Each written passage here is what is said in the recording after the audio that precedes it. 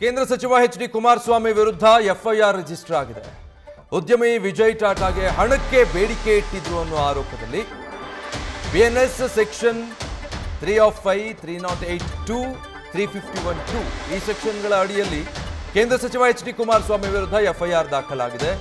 Non bailable section ಅಡಿಯಲ್ಲಿ, ಜಾಮೀನು ರಹಿತ ಸೆಕ್ಷನ್ಗಳ ಅಡಿಯಲ್ಲಿ ಎಚ್.ಡಿ.ಕೆ ವಿರುದ್ಧ ಎಫ್ಐಆರ್ ದಾಖಲಾಗಿದೆ. ಹಾಗಿದ್ರೆ ಕೇಂದ್ರ ಸಚಿವ ಎಚ್.ಡಿ. ಕುಮಾರಸ್ವಾಮಿ ಈ ಪ್ರಕರಣದಲ್ಲಿ ಅರೆಸ್ಟ್ ಆಗ್ತಾರಾ ಅನ್ನುವಂಥದ್ದು ಕುತೂಹಲಕ್ಕೆ ಕಾರಣ ಆಗ್ತಾ ಇದೆ. ಯಾಕಂದ್ರೆ ನಾನ್ ಬೇಲಬಲ್ ಸೆಕ್ಷನ್ಗಳ ಅಡಿಯಲ್ಲಿ ಈ ಕೇಸ್ ದಾಖಲಾಗಿದೆ. ವಿಜಯ್ ಟಾಟಾ ಇಬ್ಬರ ವಿರುದ್ಧ ಆರೋಪ ಮಾಡಿ ಈ ಕೇಸನ್ನ ರಿಜಿಸ್ಟರ್ ಮಾಡಿದ್ದಾರೆ.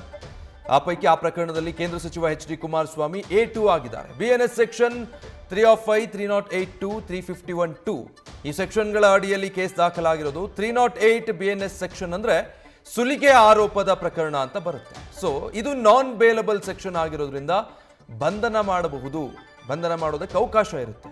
351 ಕ್ರಿಮಿನಲ್ ಬೆದರಿಕೆ ಆರೋಪ, ಅದು ಬೇಲಬಲ್ ಸೆಕ್ಷನ್, ಅದರಲ್ಲಿ ಬೇಲ್ ಸಿಗುತ್ತೆ.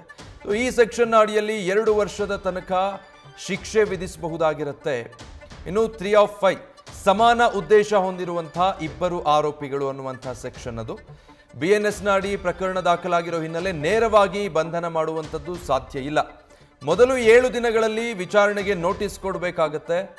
ಅದಾದ ನಂತರದಲ್ಲಿ ವಿಚಾರಣೆಗೆ ಬರದಿದ್ದಾಗ ಬಂಧನ ಮಾಡೋ ಸಾಧ್ಯತೆ ಇರುತ್ತೆ. ಏಕಾಏಕಿ ಹೋಗಿ ಎಫ್ಐಆರ್ ಆಗಿದೆ ಅಂತ ಅರೆಸ್ಟ್ ಮಾಡೋದಕ್ಕೆ ಬರಲ್ಲ.